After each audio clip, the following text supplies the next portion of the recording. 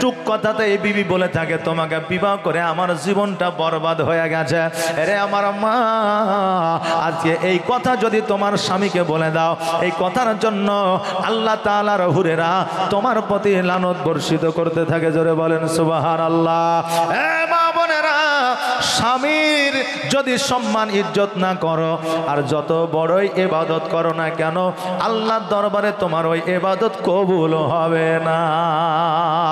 কারণ হইল সন্তানের জন্য পিতামাতার পদতল আল্লাহ জান্নাত বানিয়েছে, আর স্বামীর পদতল স্ত্রীর জন্য জান্নাত বানিয়েছে। জোরে বলেন সুবহানাল্লাহ। একজনকে বলেছিলাম স্ত্রীর একটা জায়গায় বলেছিলাম স্বামীর পায়ের তলে স্ত্রীর জান্নাত। অমনি বাবা একজন মহিলা উঠে বাড়িতে চলে গেছে, স্বামীর পায়ের তল কোদাল দিয়ে খুঁড়তে আরম্ভ করেছে। এখন স্বামী বলছে হারে দেশে জালসা হয়েছে আর আমার পায়ের তল খুঁড়ছিস, কারণ কি? বলছে তুমি বকিও না, চুপ করে শুয়ে থাকো, না এলো খবর আছে। এখন বলছে লক্ষ্মী ভান্ডারও তুই মালিক, স্বাস্থ্যসাথীতে তুই মালিক, রেশন কার্ডেও তুই মালিক, মুখ্যমন্ত্রী একজন মহিলা। অতএব তোদের যখন পাওয়ার চলছে তো যা, তোকে আমি পাওয়ার দিলাম, যা খুশি তাই কর। এবার পায়ের তল আপনার এক মাজা খুঁড়িয়েছে, আইলে গেলছে, চুপ করে বসে আছে।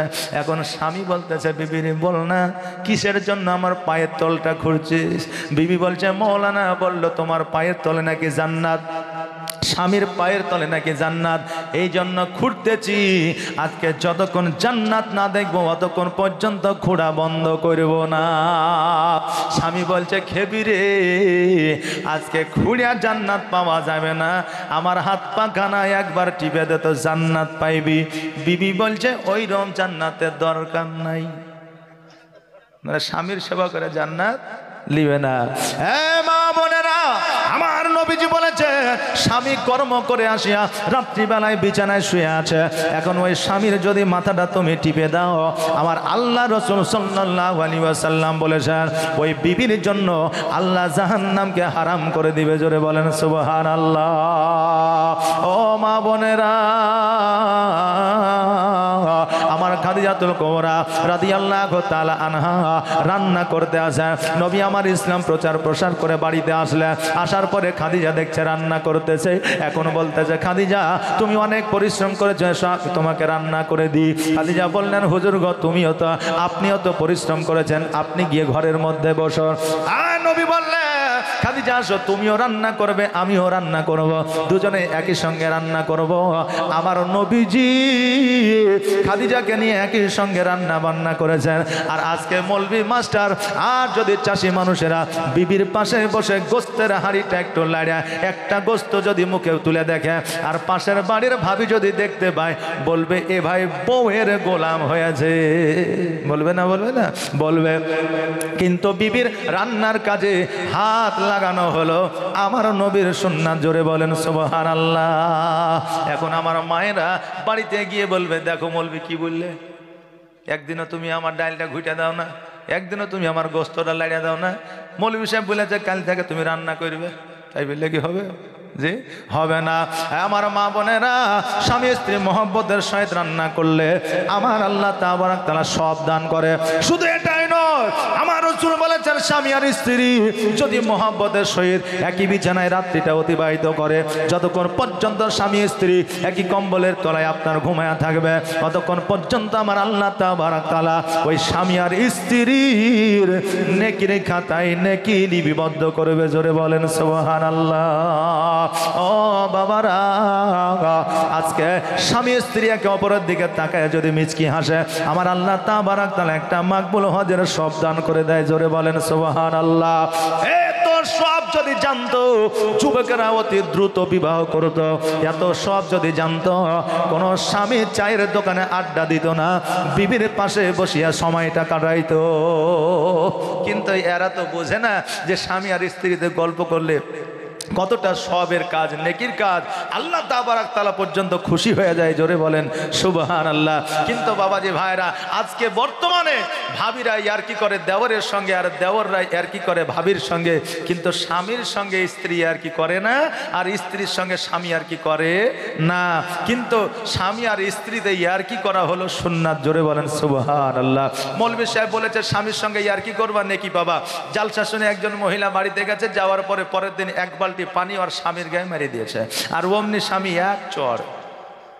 এখন মহিলা এসে বলছে, হুজুর আপনি যে বললেন স্বামীর সঙ্গে ইয়ার্কি করলে নেকি পাওয়া যায়, তা আমি তো ইয়ার্কি করতে যা চড় খাইলাম। বলে কি করেছো? বলে স্বামীর গায়ে এক বালতি পানি দিয়ে দিয়েছি। বলে তোমাকে মারেনি আরো বেশি, এটাই তোমার কপাল। বলে কেন? বলে এটা কি মাস চলছে? বলে এটা মাঘ মাস। খেপি কথাকার মাঘ মাসে অনেকে এমনিতে 7 দিন ধরে গোসল করে না, আর এই ঠান্ডার দিনে এক বালতি পানি মারিয়েছো, তোমাকে রাখবে? ও তো মারবে। ভাবছি ভাইরা তো ইয়ার্কির একটা সময় আছে। এখন স্বামী ধরেন মাঠের মধ্যে আলু লাগিয়ে কোদাল ঘাড়ে করে বাড়িতে আসছে, আসার পরে বলছে কইরে রহিমের মা এক গ্লাস পানি দে। এখন বিবি যদি মিচকি হাসি দিয়া, যদি রচনা ব্যানার্জির মতো করে হাসি দিয়া যদি বলে কেমন লাগিল, তো ওই বিবিকে রাখবে বাড়িতে? যে রাখবে না। ভাবছি ভাইরা তো ইয়ার্কি করার একটা সময় আছে, সময় মতো যদি ইয়ার্কি করি আল্লাহ নেকি দিবে, স্বামী স্ত্রীর মধ্যে মহব্বত বাড়বে। জোরে বলেন সুবহানাল্লাহ। হ্যাঁ বাবাজি, স্বামী স্ত্রীর মধ্যে কেমন মহব্বত ছিল। আমার খাদিজা বললেন, হুজুর গো, আমি যখন আমাকে আপনি বিবাহ করেছিলেন 3টা শর্ত দিয়েছিলেন। 1 নম্বর আমার শর্ত হইল আমার জমি জায়গা দান করে দিতে হবে। 2 নম্বর শর্ত হইল আমাকে একটা পোশাকে জীবন যাপন করতে হবে। 3 নম্বর শর্ত হইল একটা খেজুর খাইলে ফকিরকে দিয়ে খাইতে হবে। হুজুর গো, আমি যখন ইন্তেকাল করব আমাকে 3টা ওসিয়ত আপনি দেবেন। নবী আমার বললেন কি কি বলো? বলে 1 নম্বরে হলো আমি যখন ইন্তেকাল করব আমার গোসলটা আপনি বানায়া দিবেন। নবী আমার বলে, খাদিজা আজকে একজন নারী ইন্তেকাল করলে ওই নারীর গোসল নারী বানায় দেয়, আমি নবী কেন তোমার গোসল বানায়া দিব? খাদিজা বলতেছে, হুজুর গো, খোদার কসম করে বলি আজকে আরববাসীরা, পুরুষরা তো দেখা দূরের কথা, নারীরা পর্যন্ত আমাকে সঠিকভাবে দেখে নাই। আজকে যখন কোন নারী আমার গোসল বানিয়ে দিবে, কালকে হয়তো কারোর সঙ্গে আলোচনা সমালোচনা করবে। অতএব হুজুর গো, জগতের কোন নারী যেন আমার গোসল না দেয়, শেষ গোসলটা আপনি নবী আমার বানায়া দিবেন। জোরে বলেন সুবহানাল্লাহ। নবী আমার বললেন, ও খাদিজা, তোমার প্রথম ওসিয়তটা আমি পূরণ করব। আমার মা বোনেরা একটু কর্ণপাত করে শোনালেন। যেই খাদিজা বলছে পুরুষরা তো দেখা দূরের কথা, নারীরা পর্যন্ত আমাকে দেখে নাই, আজকে আমার মা বোনেরা বেপরদায় রাস্তাঘাটে চলে, অন্যান্য ধর্মের মতো আমাদের মা বোনেরা রাস্তা দিয়ে চলে, এই মায়েরা কাল কিয়ামতের দিনে জাহান্নামী হয়ে যাবে। শুধু এই নারীরাই নয়, তাদের যারা স্বামী হবে, স্বামীরা যারা স্ত্রীকে বেপরদায় চলায়, সেই স্বামীও জাহান্নামী হবে। যে আপনার বোন আছে, ওই বোনের বড় ভাই হলে ওই বড় ভাই পর্যন্ত জাহান্নামে যাবে। শুধু এটাই নয়, ওই মহিলার বাপ পর্যন্ত ওই মহিলার জন্য জাহান্নামে যাবে।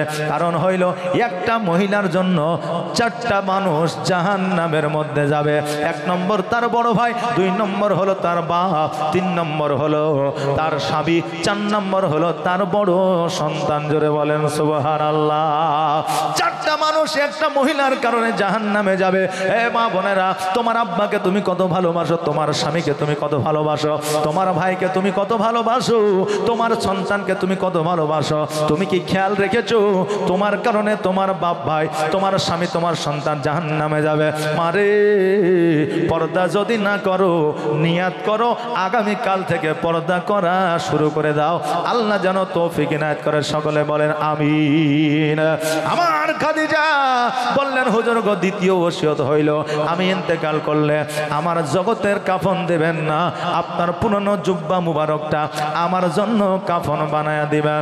নবী আমার বললেন, খাদিজা আজকে শোনো রে, আজকে তোমাকে আমি নতুন কাপড় দিব নিয়াত করেছি, তুমি পুরনো কাপড় কেন চাও? খাদিজা বললেন, হুজুর গো, আমি জানি আজকে আপনার পুরনো জুব্বা যদি আমার জন্য কাফন হয়ে যায়, কবরের ডান দিকের মাটি বাম দিকের মাটি আমাকে চাপ দিতে পারবে না। জোরে বলেন সুবহানাল্লাহ। যেই খাদিজা জান্নাতের সার্টিফিকেট পেয়েছে, ওই খাদিজা কবর দেখে ভয় করেছে। আর আজকে আমাদের মা বোনেরা, ভাইরা, বাপজিরা যারা হলাম নবীজির উম্মতি, কবরকে আমরা ভয় পাই না। ওই খাদিজা যখন বললেন, হুজুর আপনার জুব্বা মোবারক দিয়ে আমার কাফন বানায় দেবেন, নবী আমার বললেন, তোমার 2য় ওসিয়ত পূরণ করব। 3য় ওসিয়ত বলো।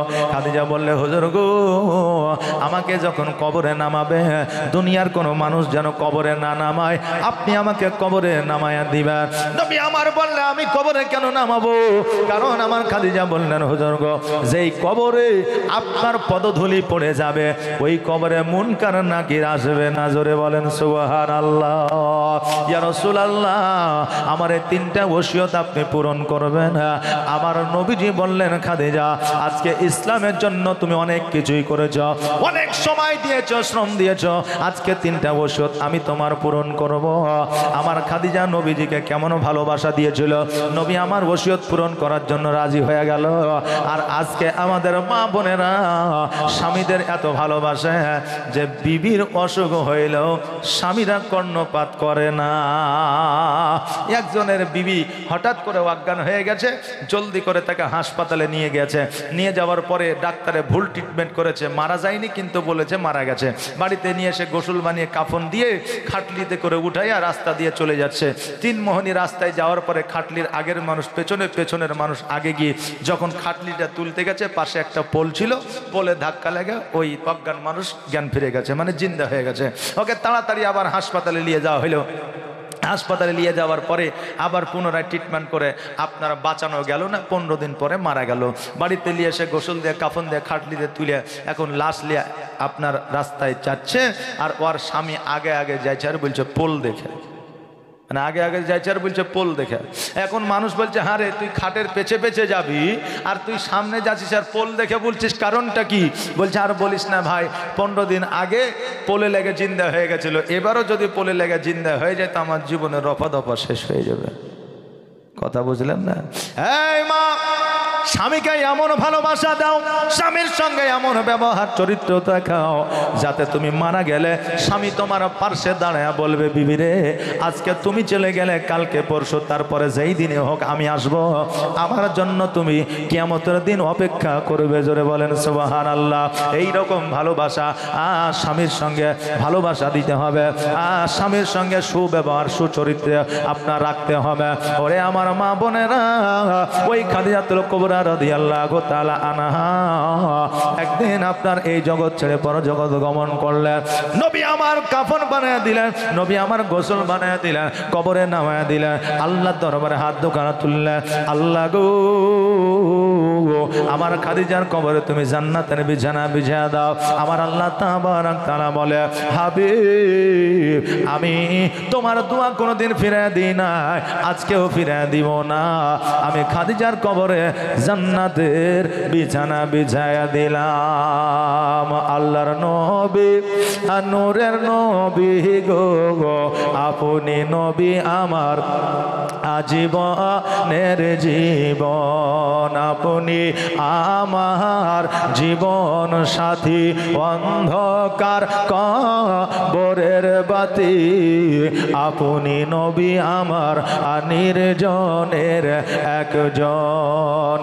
আল্লাহর নবী নূরের নবী গো, আপনি নবী আমার আজীবনের জীবন। আর দেখে আপনার মজেজা ভাগবতী হয় খাদিজা, সপে দিল নবী আজীবন আর মরণ। আল্লাহর নবী নূরের নবী গো, আপনি নবী আমার আজীবনের জীবন, আপনি আমার জীবন সাথী, অন্ধকার কবরের বাতি, আপনি নবী আমার নির্জনের একজন।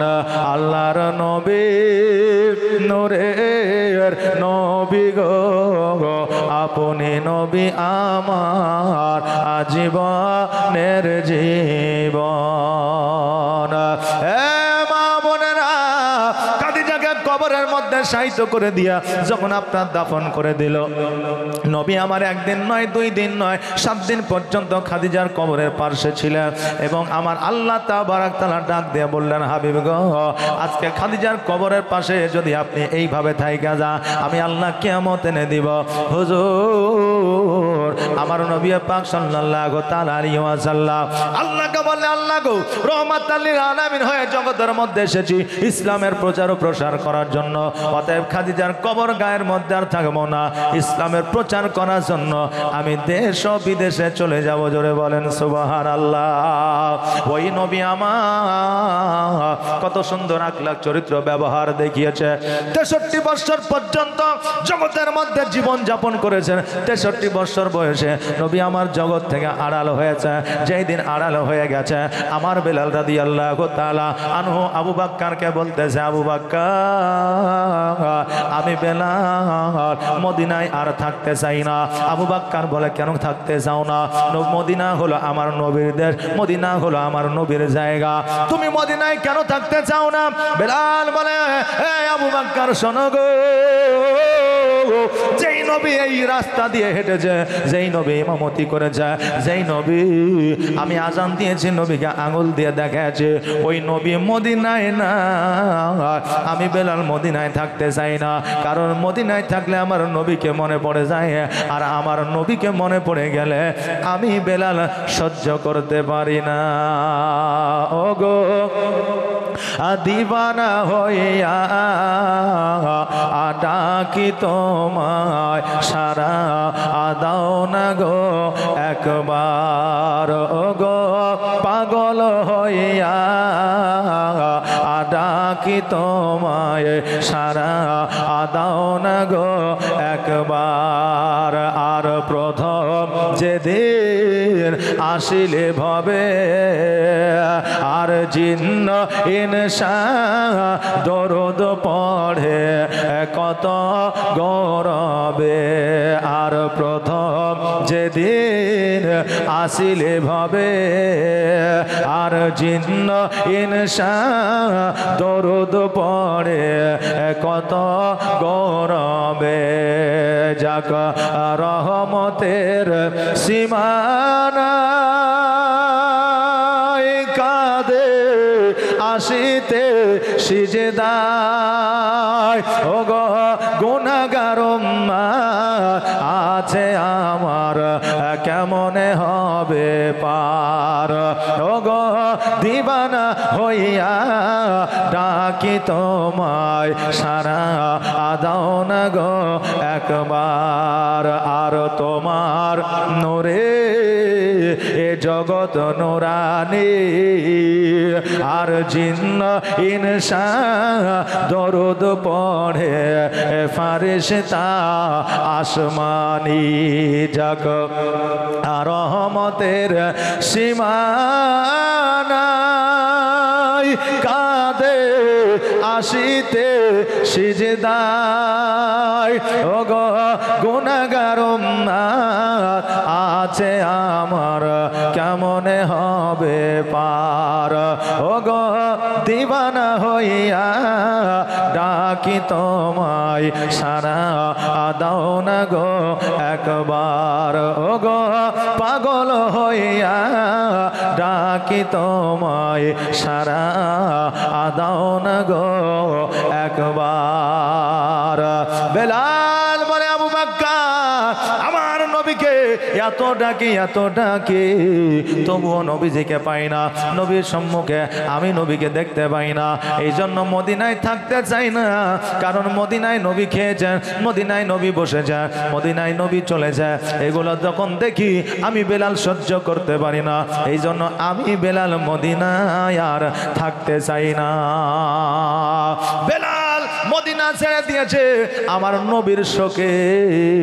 শুধু বেলালই নয়, আমার নবী এই জগৎ ছেড়ে পরজগৎ যখন চলে গেছে, একদিন নয়, 2 দিন নয়, 7 দিন পর্যন্ত মসজিদে আজান হয় নাই, নামাজ হয় না, মানুষের বাড়িতে বাড়িতে খাবার হয় নাই।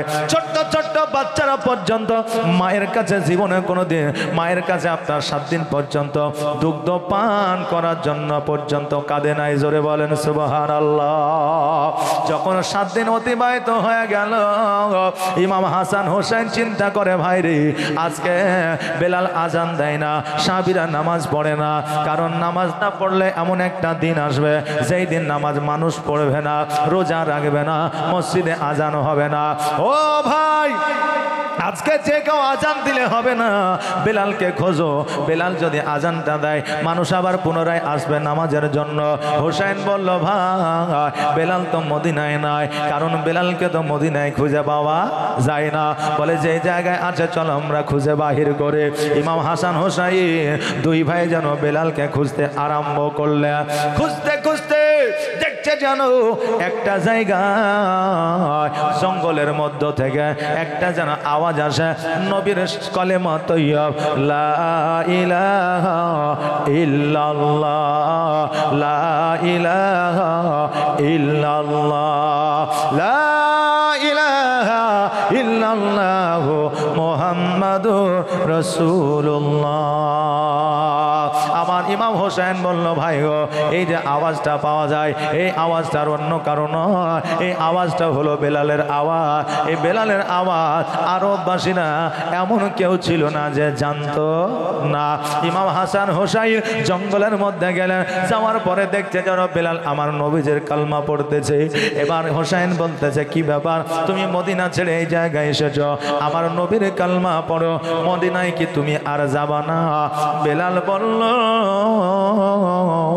ও হোসাইন, কারণ মদিনায় গেলে আমার নবীজিকে স্মরণ হয়ে যায়, আর আমার নবীকে স্মরণ হয়ে গেলে আমি বেলাল সহ্য করতে পারি না। তোমার মতো এত ভালো, তোমার মতো এত ভালো কেউ তো আমায় বাসে না, তাই তো নবী আমি তোমার দিওয়ানা, তাই তো রসুল আমি তোমার দিওয়ানা। তোমার মতো এত ভালো, তোমার মতো এত ভালো কেউ তো আমায় বাসে না, তাই তো নবী আমি তোমার দিওয়ানা। ওকে শুনেছি কিতাবের লেখা,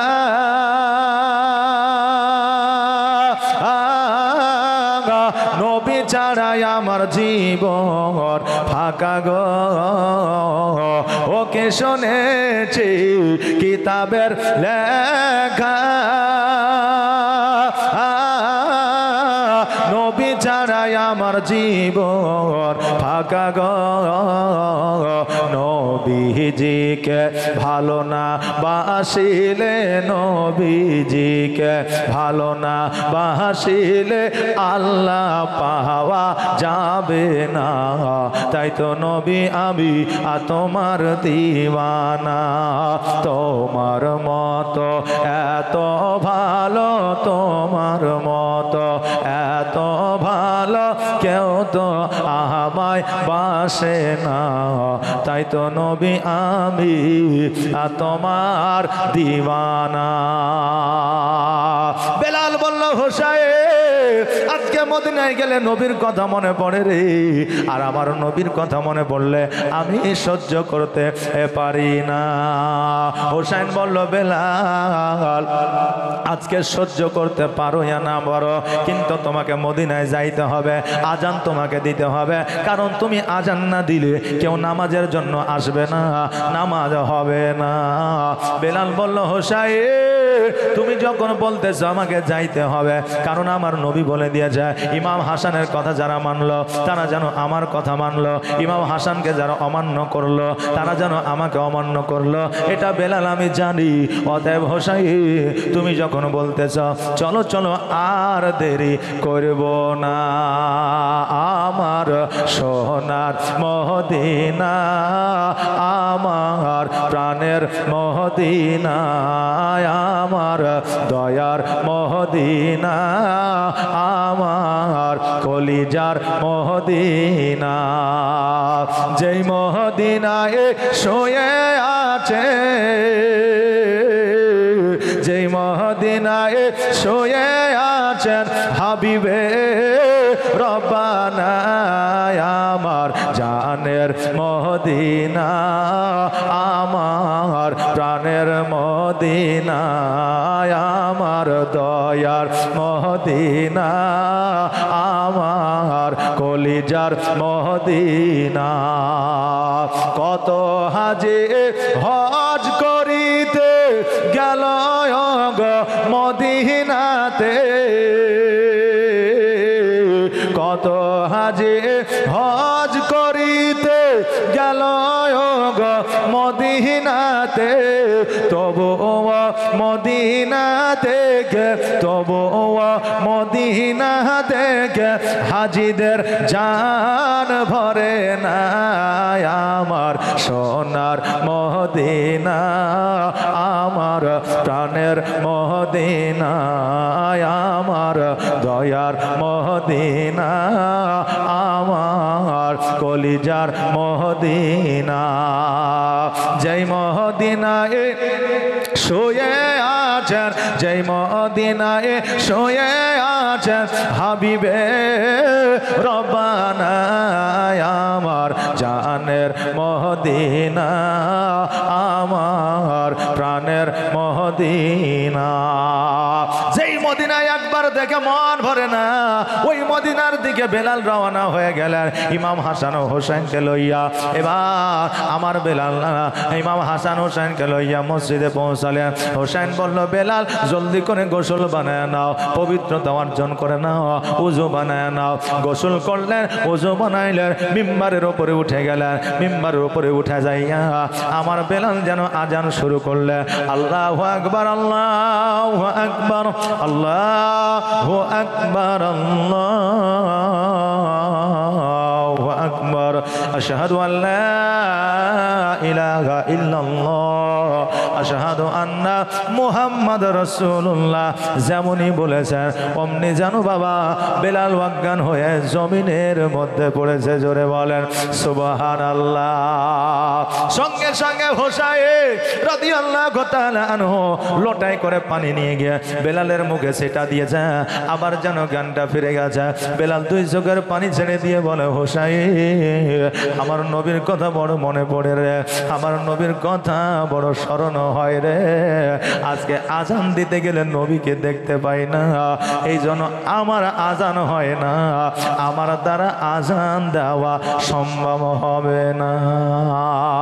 হোসেন বলল, বেলাল আজকে কেন কিয়ামত পর্যন্ত যদি তোমার আজান দিতে গিয়ে অজ্ঞান হয়ে যাও, তবুও তোমাকে আজান দিতে হবে। মওত যদি হয়ে যায় তবুও তোমাকে আজান দিতে হবে, কারণ তুমি আজান না দিলে কেউ মসজিদে আসবে না। আবার দ্বিতীয়বার বেলাল আজান দেওয়ার জন্য উঠলে, আবার যেমনই আশহাদু আন্না মুহাম্মাদ রাসূলুল্লাহ বলেছেন অমনি যেন বাবা অজ্ঞান হয়ে জমিনের মধ্যে পড়ে গেছে। বেলাল আবার যেন জ্ঞান ফিরল। তৃতীয়বার আবার বেলাল আজান দেওয়ার জন্য দণ্ডায়মান হলেন। এবার তৃতীয়বারের জন্য আপনার আজানটা যেন কমপ্লিট করলেন। জোরে বলেন সুবহানাল্লাহ। সাহাবীরা আসলো, তারা মনে মনে ভাবলো বেলাল যখন আজান দেয় নবী হয়তো ফিরে এসেছে, কিন্তু মসজিদে আসার পরে দেখে নবী নাই, নবী নাই। সবাই যেন চোখের পানি ছেড়ে দিয়ে কান্দে, বলে নবী নাই, আজান তো হয়েছে, নামাজকে পড়াইবে। সবাই বলল আবু বাক্কারকে প্রথম খলিফা বানিয়ে গেছে, অতএব আবু বাক্কার নামাজ পড়াবে। জোরে বলেন সুবহানাল্লাহ। ওই মসজিদে আবু বাক্কার সিদ্দিক রাদিয়াল্লাহু তাআলা আনহু আপনার ইমামতি শুরু করলেন, নামাজ পড়লেন, নামাজ কমপ্লিট করলেন, আবার পুনরায় আপনার নামাজ চালু হয়ে গেল। আজকে বাবা আপনারা যে জালসার আয়োজন করেছেন, জালসার ব্যবস্থা করেছেন, এটাও কিন্তু মসজিদের উন্নতি করবে। আজকে বেলাল যেমন আজান দিয়ে মসজিদের নামাজ চালু করে দিল, আজকে বাবা এই মসজিদের নামে, এই মসজিদে আল্লাহর ঘর মসজিদে আপনারা কিছু দান করিয়া এই মসজিদকে বাড়াইয়া দিয়া, মসজিদের উন্নতি করে দিয়া, মানুষের নামাজ পড়ার সুযোগ ও সুবিধা করে দিয়েন। জোরে বলেন আমির।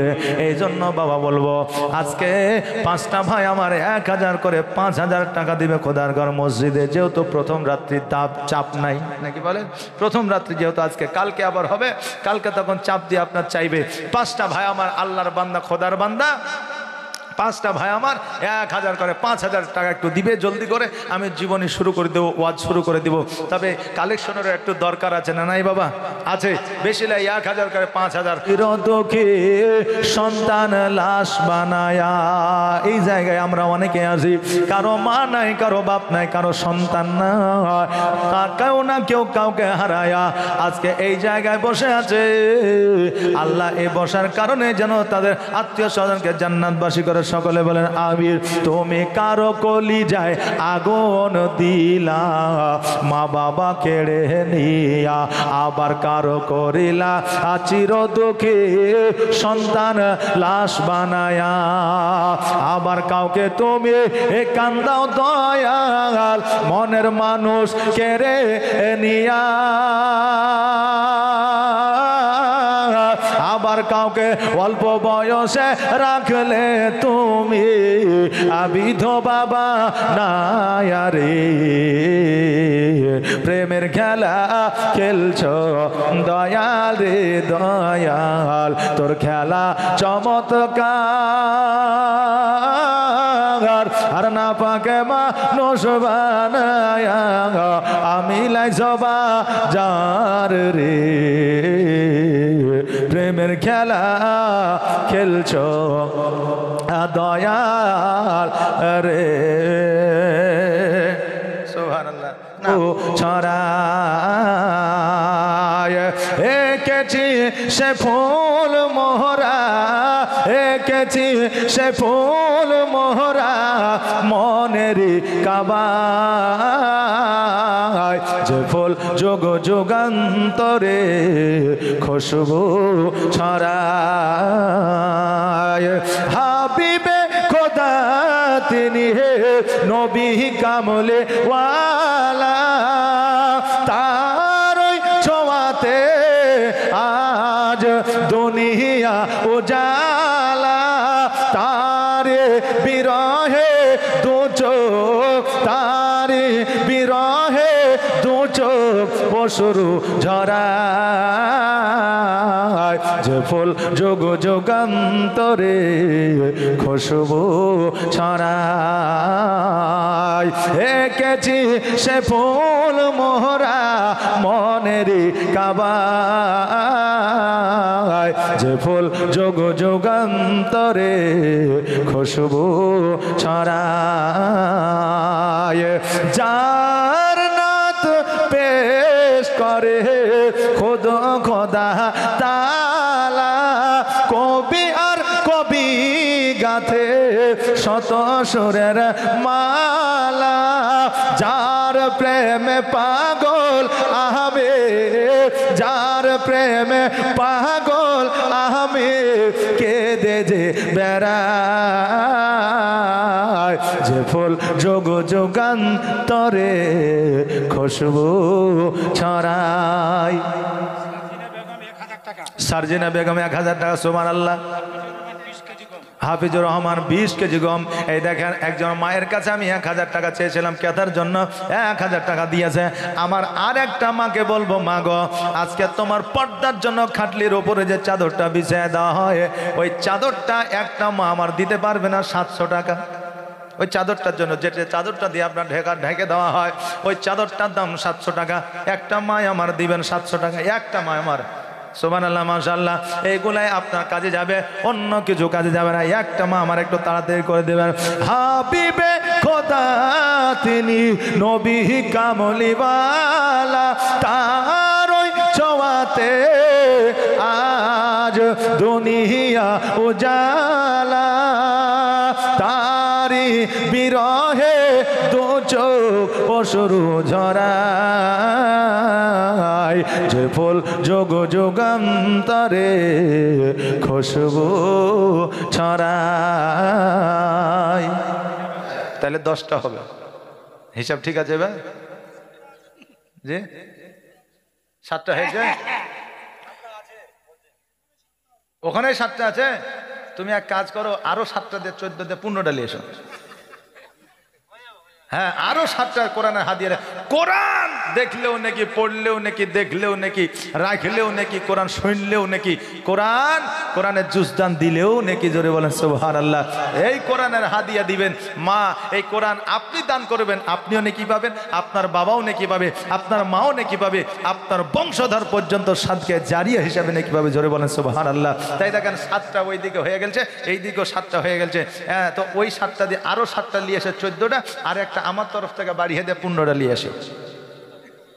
জি হ্যাঁ, উর্দু গজল আগে পড়েছি, এখন আমি পড়িও না উর্দু গজল, শুনে না। আমি যদি উর্দু গজল বলতে যদি বলি সুবহানাল্লাহ, হ্যাঁ মানে বুঝতে পারেন, বুঝলেন? সুবহানাল্লাহ। কামরুন নেশা, নারে তাকবীর, নারে সালাত। কামরুন নেশা 500 টাকা দান করেছে। আল্লাহ যেন দানকে কবুল করে, সকলে বলে আমিন সুম্মা আমিন। ও মুর্শিদ, সবার আছে জায়গা জমি, ধন দৌলত নাহি তুমি, আমার মনে আছো শুধু তুমি রে। ও মুর্শিদ, সবার আছে জায়গা জমি, ধন দৌলত নাহি তুমি, আমার মনে আছো শুধু তুমি রে। জীবনে মরণে ঠাই দিও মুর্শিদ চরণে, জীবনে মরণে ঠাই দিও মুর্শিদ চরণে, তুমি বিনে যেন মরি রে। আমার মন মজাইয়া রে, দিল মজাইয়া রে, মুর্শিদ নিজে এর দেশে যায়। আমার মন মজাইয়া রে, দিল মজাইয়া রে, মুর্শিদ নিজে এর দেশে যায়। আর তো মাত্র 6টা নাকি, আর মাত্র 6টা, একটু চট জলদি তাড়াতাড়ি করে নিয়ে আসবেন। ইশকে কি রंग में रंग जाए जब कार तो खुलते हैं, उलाबों पे वो शरार करते हैं, शहे अबरार में हर लहजा वो हर बार। इश्क की रंग में रंग जाओ मेरे यार, इश्क की रंग में रंग जाओ जा, इश्क की रंग में रंग जाए जब कार तो खुलते हैं, बोला वो बेवशरार करते हैं, शहे अबरार में हर लहजा वो हर बार। वरना वो सैयद आली लकदी, हाँ वही उम्मी लकदी, हाशमी दलबी, यू अरबी यू करशी यू मदनी। और कहा हमसे गुनाहगार, इश्क के रंग में रंग जाओ मेरे यार। खाते हैं तेरे दर का, पीते हैं तेरे दर का, खाते हैं तेरे दर का, पीते हैं तेरे दर का। पानी है तेरा पानी, खाना है तेरा खाना, तो समए रिसालत है, आलम तेरा परवाना, तो माहे नबूवत है, जलवा दिखाना। जोरे बोलें सुभान अल्लाह।